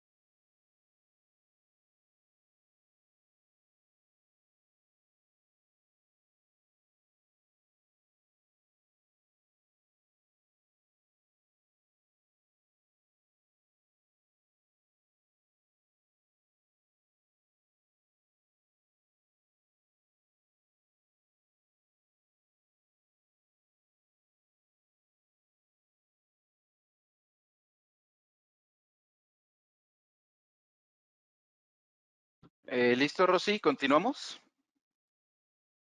Claro que sí, Robert. Dame un segundo para...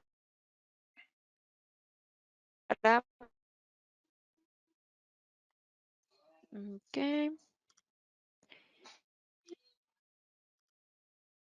Listo. Ya debes de tener el control. Ok, bueno, ¿ya me escuchan y ven mi pantalla? ¿Me puedes confirmar, por favor? Sí, Roberto, ya. Te escuchamos bien y vemos tu presentación.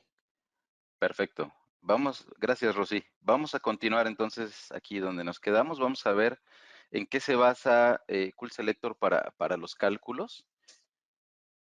Vamos a darle una revisión rápida con el propósito que ustedes tengan en mente cuáles son las variables que hay que tener en mente o que tienen influencia pues en el dimensionamiento de las tuberías o que influyen en la caída de presión, ¿no?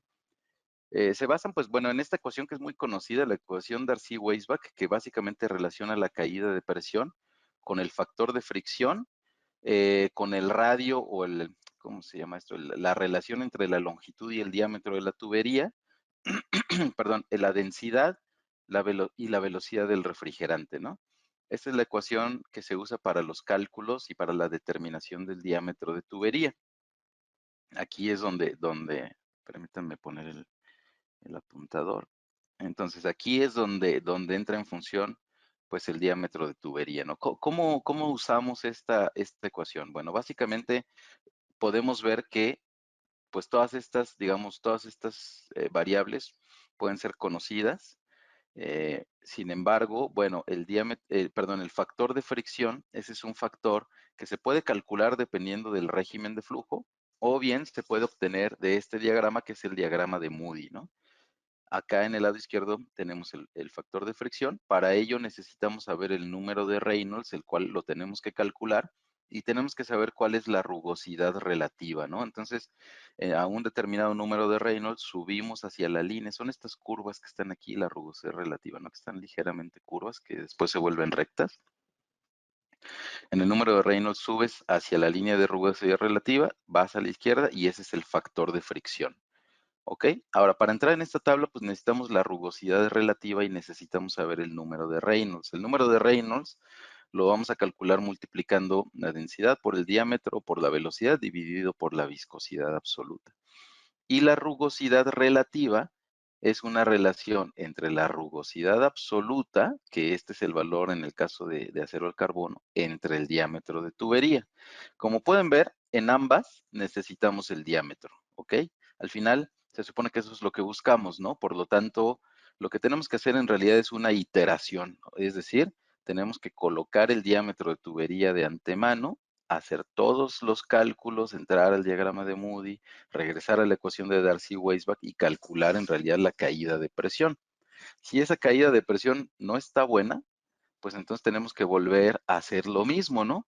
En el caso de la longitud, por ejemplo, pues ahí hay que introducir no solo la longitud del tubo, sino la longitud equivalente a que me arrojan las válvulas, los accesorios, codos, reducciones, etcétera, ¿no? Entonces hay que hacer esa iteración, hay que hacer esos cálculos para diferentes diámetros de tubería hasta obtener pues la caída de presión que sea aceptable o permisible, ¿no? Lo cual pues en realidad sí es una tarea bastante laboriosa. Además, después de todo eso hay que recalcular la velocidad, porque nosotros entramos aquí con velocidad recomendada, pero después hay que calcular cuál va a ser la velocidad real, ¿no? Entonces, pues todo eso en realidad es una tarea que pues Cool Selector les facilita bastante. Él por eso les muestra muchos resultados porque calcula para los diferentes diámetros de tubería, ¿no? Y bueno, estas son otras herramientas que existen bastante prácticas. El Piping Handbook del Instituto Internacional de Refrigeración con Amoníaco, las tablas del ASRAE, hay algunos archivos de Excel y hay otras herramientas que permiten eh, determinar los diámetros de tubería de forma práctica. Sin embargo, no siempre son sencillas de usar, están relacionadas a unas ciertas longitudes. Entonces, si las longitudes son distintas, hay que aplicar unas ecuaciones, hay que recalcular.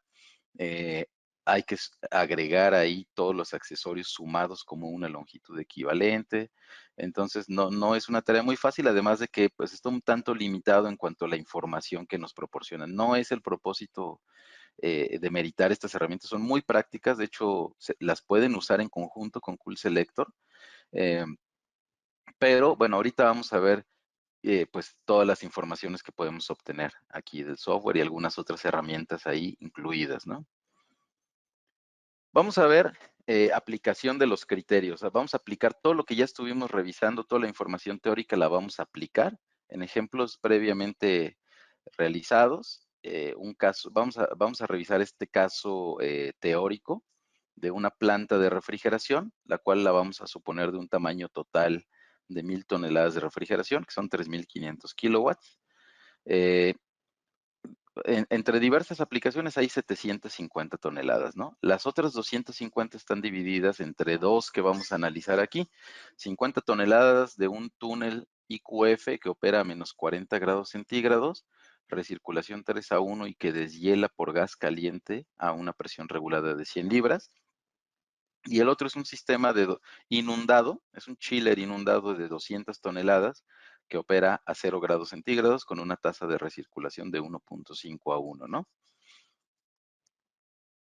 Este es el cuadro de válvulas del túnel de congelación. Nosotros tuvimos un webinar ya previamente sobre configuraciones de válvulas, así que no vamos a detallar el funcionamiento de este cuadro de válvulas, es nada más para ejemplificarlo. Eh, este es el cuadro de válvulas y lo que vamos a hacer ahora pues es el dimensionamiento de cada una de las líneas para este túnel, ¿no?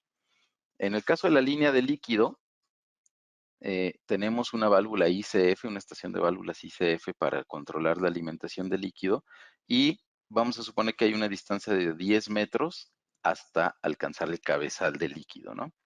Nosotros colocamos esas informaciones en Cool Selector, 50 toneladas menos 40, y aquí está la tasa de recirculación de 3:1, y Cool Selector nos arroja, esta es una pantalla secundaria, la cual yo abrí de antemano. Ahorita vamos a hacer unos ejercicios sobre el software, pero nos arroja esta pantalla donde podemos ver los resultados para todos los diámetros de tubería. Me recomienda uno que es este sombreado en verde, pero me da la libertad de escoger el que yo quiera de acuerdo a las condiciones que yo puedo revisar aquí, ¿no? Recuerden que en líneas de líquido, en este caso, la recomendación es que la velocidad ronde 1 metro por segundo, ¿no? Por lo tanto, 3/4, por ejemplo, poner una tubería de líquido de 3/4 ya se va a una velocidad muy alta, casi 2 metros por segundo, y aquí yo tendría riesgo de golpe de ariete. Una tubería de una pulgada me daría 1.19 metros por segundo, lo cual está bastante mejor. Y bueno, claro, 1 a 1/4, pues ya la velocidad más baja también es adecuado. 1 a 1/4 sería adecuado, pero ya resultaría pues en mayores costos, no solo de tuberías, sino de válvulas también. Así que en este caso, la recomendación sería 1 pulgada debido a nuestro criterio de 1.19 metros por segundo.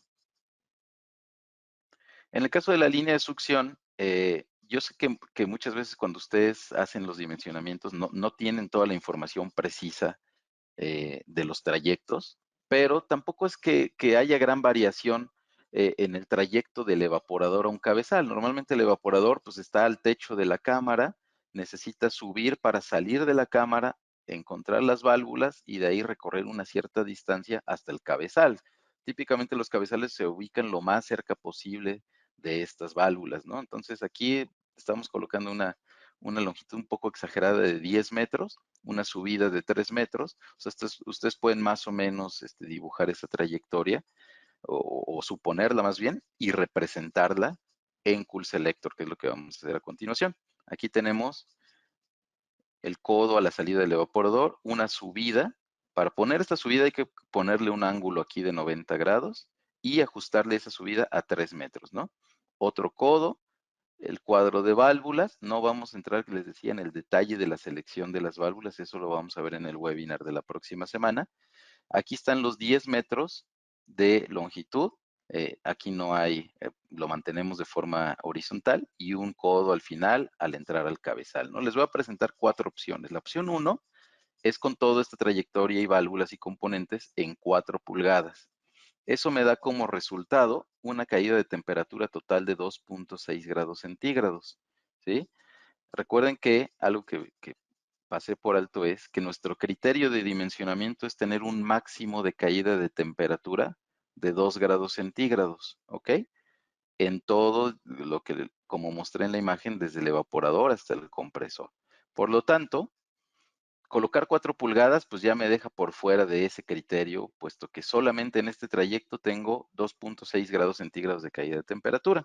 Así que la opción 1 en 4 pulgadas no sería una opción adecuada. La opción 2 ya es una opción en 5 pulgadas, ¿no? Es toda la misma trayectoria, pero en 5 pulgadas todos los componentes y obviamente que la caída de temperatura baja a 1.2 grados centígrados. Esto ya es una solución bastante más adecuada, está por debajo de nuestro criterio, nos deja todavía un colchón de o bueno, un espacio o un margen de 0.8 grados centígrados más que nos podemos gastar pues en el resto del trayecto de las tuberías, ¿no? Pero en esta sección vamos a tener 1.2 y aquí aprovecho para comentarles que por experiencia, más o menos la mitad de la caída de temperatura ocurre en este trayecto, ¿no? Entre el evaporador y el cabezal. Ya en los cabezales de succión húmeda y succión seca es menor, por lo tanto sí hay que ponerle atención a el dimensionamiento de esta sección, ¿no? Entonces 5 pulgadas podría ser una buena alternativa, está un tanto justa y bueno, yo no sé en otros países, pero acá en mi país muchos dicen que es un poco complicado, que no es muy comercial el diámetro de 5 pulgadas y generalmente prefieren subir a 6. Entonces, eh, pueden dejarlo en 5 pulgadas, ya sería una buena opción. 6 pulgadas sería una opción también buena.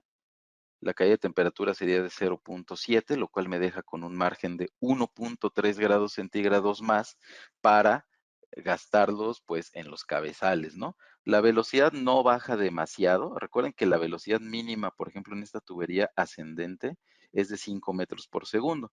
Y aquí estamos pues considerablemente por arriba de eso. Aún en carga parcial, pues la velocidad no bajaría de 5 metros por segundo y esa es una de las grandes ventajas que tiene Cool Selector, ¿no? Que una vez que tú ya seleccionaste el diámetro de tubería, entonces tú puedes variarle la carga aquí para ver cómo se comportaría esto en cargas parciales, ¿no? Inclusive tú podrías decir, voy a disminuir la carga de las toneladas de refrigeración hasta que la velocidad sea 5 metros por segundo y esa carga va a ser la mínima en la cual puede operar adecuadamente ese sistema, ¿no? Para la línea de gas caliente, el criterio, volvemos a la velocidad. Aquí la velocidad es como el criterio de referencia. Aquí tenemos la línea de gas caliente de una estación de válvulas ICF. Igual, la misma distancia de 10 metros hasta el cabezal. Y aquí voy a mostrarles, porque esto es algo que se adicionó recientemente, ya no tan recientemente, pero fue una adición posterior al lanzamiento de Cool Selector de este segmento para dimensionar líneas de gas caliente. En este punto hay que colocar la temperatura de descarga del compresor, la real, porque recuerden que la temperatura teórica, la cual pueden ver aquí, es mucho mayor y generalmente, o más bien nunca se da esta temperatura real de descarga por el comportamiento de los compresores, especialmente los tornillos y debido pues también a los sistemas de enfriamiento de aceite. Esa temperatura normalmente se ronda los 80 grados centígrados, ¿no? Eso lo van a colocar en este campo. En este campo van a colocar la presión a la cual van a regular el gas caliente enviado para los deshielos. Y siempre que coloquen valores de presión, recuerden que en Cool Selector tienen que colocar presión absoluta, ¿ok? Entonces, siguiendo la recomendación de ASRAI de regular en 100 libras, pues vamos a poner aquí 100 libras, es aproximadamente 115 en presión absoluta. Ponemos aquí 115 libras, ¿no? Acá vamos a colocar la presión de deshielo. Normalmente rondará las 75 libras. 75 libras de deshielo en presión absoluta serán cerca de las 90 libras. Y en este punto, ustedes pueden colocar el nivel de temperatura o de presión donde van a retornar el deshielo, ¿no? En este caso lo vamos a retornar en la misma succión, es decir, a ver, déjenme regreso aquí un poquito. El retorno del deshielo lo van a conectar en la misma succión. me voy a regresar un poco más, aquí. El retorno del deshielo va a regresar en la misma línea de succión de -40. Pero hay casos donde ustedes pueden retornar el deshielo no en este nivel de temperatura, sino a lo mejor retornarlo en el intercooler o en un recirculador de una temperatura mayor. Ese dato ustedes lo pueden colocar, me voy a ir otra vez para acá, lo pueden colocar justo en esta casilla, ¿no? El nivel de temperatura en el cual van a retornar el deshielo. Colocadas estas informaciones, pues entonces ahí ya van a determinar el diámetro de tubería basado en las recomendaciones de velocidad de 25 a máximo 30 metros por segundo. Por lo tanto, aquí 2 pulgadas en la línea de gas caliente sería eh, la, el diámetro más recomendado para este caso. ¿Ok? Vamos a ir a un sistema inundado ahora.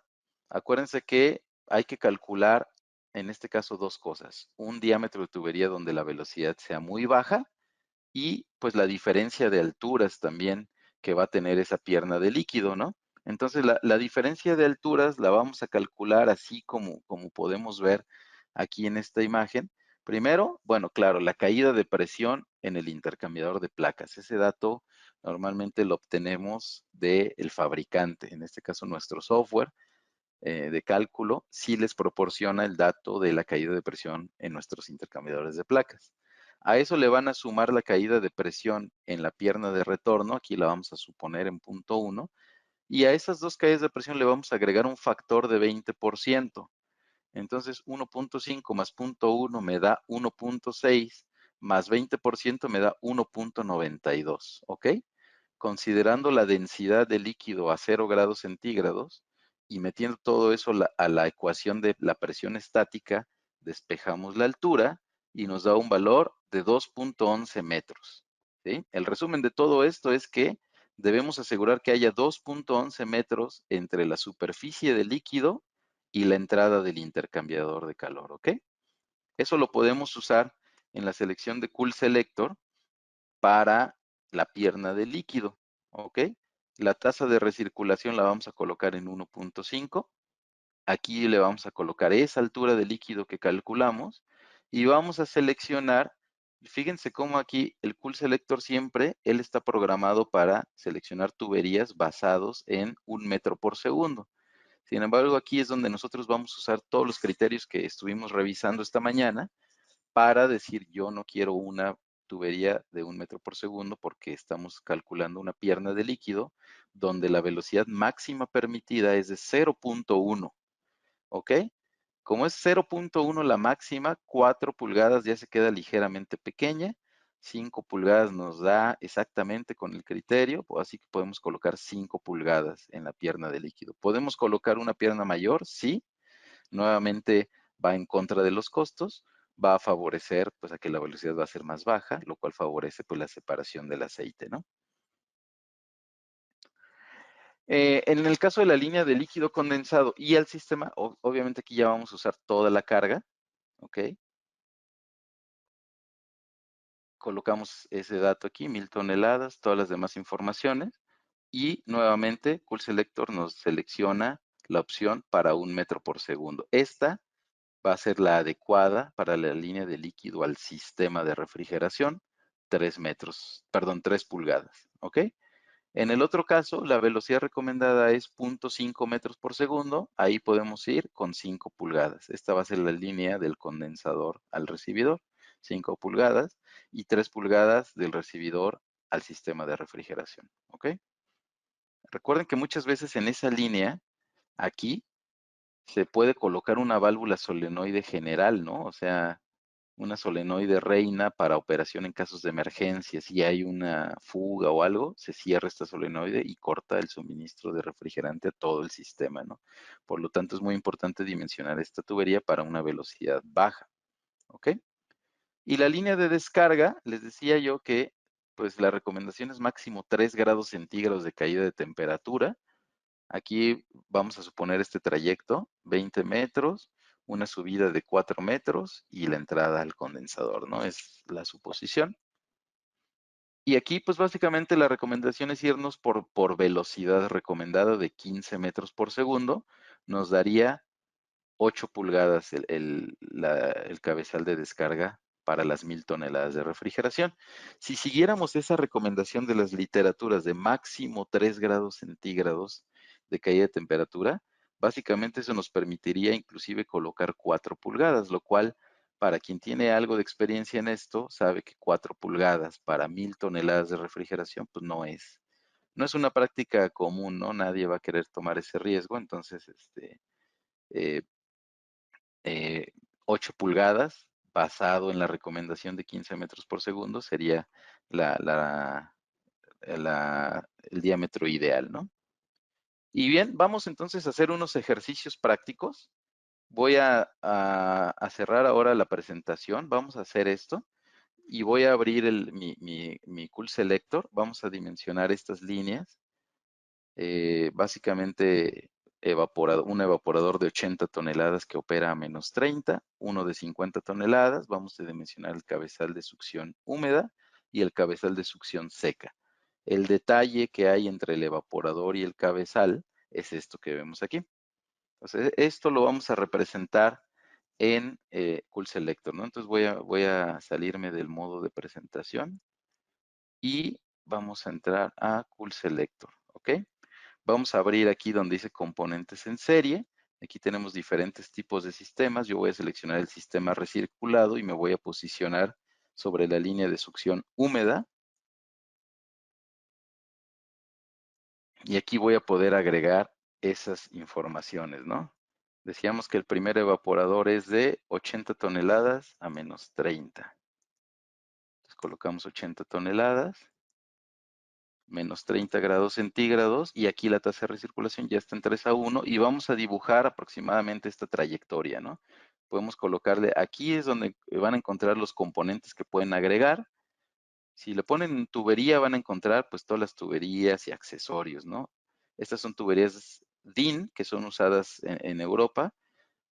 Las tuberías ANSI son las que debemos usar en México y me parece, estoy casi seguro que en todo Centroamérica, Sudamérica. Y estas son tuberías de acero inoxidable. Así que vamos a ir con tuberías estándar de acero al carbono. Colocamos un codo. Después vamos a colocar la tubería ascendente de 3 metros. Así que aquí le vamos a poner 3 metros y aquí le vamos a poner 90 grados. Después vamos a colocar otro codo. Después vamos a colocar el juego de válvulas, ¿no? Vamos a tener 2 válvulas de servicio y vamos a colocar una válvula ICLX que la encuentran en válvulas solenoides. Esa pueden darle clic aquí arriba y arrastrar el componente en medio para representarlo tal cual en su posición. Después vamos a colocar una tubería horizontal. La vamos a dejar, aquí era de qué, 5 metros, ¿no? 5 metros. Le vamos a poner 5 metros aquí y vamos a agregar el codo al final, ¿no? Entonces, fíjense cómo el software me puso todo en 6 pulgadas, excepto este codo de aquí, no sé por qué. Vamos a ponerlo en 6 pulgadas para que concuerde todo el mismo diámetro. Y me da una caída total de temperatura de 0.6 grados centígrados, lo cual está adecuado. Aquí a lo mejor pueden hacer la prueba, bueno, vamos a poner 5 pulgadas, tal vez pueda economizar un poco y quede dentro de nuestro criterio. Recuerden que el criterio máximo es 2 grados centígrados en caída de temperatura. Y acuérdense que yo les dije que en este tramito que estamos dimensionando ahorita más o menos nos lleva a la mitad, ¿no? Entonces, fíjense, bajando todo a 5 pulgadas, la caída de temperatura se queda en 1.1 grados centígrados. Vamos a dejarlo así y vamos a suponer que esa va a ser nuestra solución para el evaporador de 80. Si se van acá arriba, ustedes pueden copiar esa selección y entonces solamente vamos a modificar la carga. En este caso, el otro evaporador es de 50 toneladas, ¿no? Entonces colocamos aquí 50 toneladas y vamos a ajustar el diámetro. Por ejemplo, aquí Cool Selector me recomienda 4 pulgadas. Vamos a poner todo a 4. Eh, Tratando, ya saben, de mantenernos por debajo de los 2 grados centígrados totales, ¿no? Esto es solo una parte. Aquí como que el objetivo sería, vamos a tratar de gastarnos 1 grado centígrado solamente en este punto. y nos da 1 grado centígrado con 4 pulgadas. Me parece adecuado. Recuerden que esta caída de temperatura no se suma al otro evaporador porque están conectados en paralelo. ¿Ok? Ahora, el cabezal de succión húmeda, decíamos que mide 150 metros y tiene una válvula de paso, la de ingreso al recirculador, ¿no? Entonces vamos a poner, aquí es mucho más rápido, le vamos a poner aquí 150 metros y vamos a poner la válvula de servicio, vamos a ponerla recta. ¿Ok? Pero aquí ya no van a ser 50 toneladas, ¿cierto? Aquí ya lleva la carga completa, es decir, 130 toneladas de refrigeración, la suma de los dos evaporadores. Entonces aquí, básicamente, vamos a ver, el software nos recomienda 8 pulgadas. Con 8 pulgadas yo tengo una caída de temperatura de 0.5 grados centígrados. Me parece bien porque estos 0.5 los sumamos al 1.1 que ya teníamos de este evaporador y entonces ya llevamos 1.6. Todavía nos queda 0.4, pero ya nada más nos resta la línea de succión seca, que sería esta de aquí, la succión que va ya al compresor, ¿no? Es esta línea, ¿no? Vamos a colocarle una válvula de servicio y 20 metros de trayectoria horizontal. Entonces vamos a poner una válvula de servicio recta y un tramo de tubería horizontal de 20 metros. En este caso Cool Selector me lo recomienda en 8 pulgadas igual y me da 0.1. Llevábamos 1.6 más 0.1, estamos en 1.7, ¿ok? Por debajo de los 2 grados centígrados que habíamos determinado como nuestro límite. Entonces, incluso a lo mejor podemos bajar esto. Vamos a bajarlo a 6. Y en 6 pulgadas yo tengo 0.2. Así que digamos que todavía estamos dentro estamos adentro de nuestro criterio, ¿no? Ya nada más para finalizar, algunas otras herramientas que tienen muy buenas aquí es, por ejemplo, aquí en datos de rendimiento, ustedes pueden ver muchas condiciones de operación del sistema, pero el que les quiero mostrar aquí es este botón. Tú le das clic ahí y te va a dar el diagrama presión-entalpía de este sistema. Y además es dinámico, ¿no? Ustedes vean, acá en la parte inferior tienen estas informaciones: temperatura, presión, volumen, entalpía, entropía y fracción de vapor. Yo posiciono mi cursor acá arriba y esos valores se van modificando, depende de donde yo coloco mi cursor, ¿no? Es bastante práctico y está disponible para un montón de refrigerantes, ¿no? Para quienes les tocó trabajar diagramas presión entalpía en papel, pues saben que esto es una maravilla, es una herramienta muy buena que tiene Cool Selector, ¿no? Entonces, pues bueno, esto sería todo de mi parte. Voy a volver a la presentación para mostrarles aquí las referencias que yo les comenté. Eh, Esas son las referencias de las cuales salieron la mayoría de las recomendaciones que vieron, las velocidades recomendadas, las caídas de temperatura o presión permisibles que ustedes pueden consultar para más información o para su aplicación. Esperamos que empiecen a usar el Cool Selector, que sea de utilidad para ustedes, que les facilite los proyectos y que les permita hacer pues proyectos de alto performance.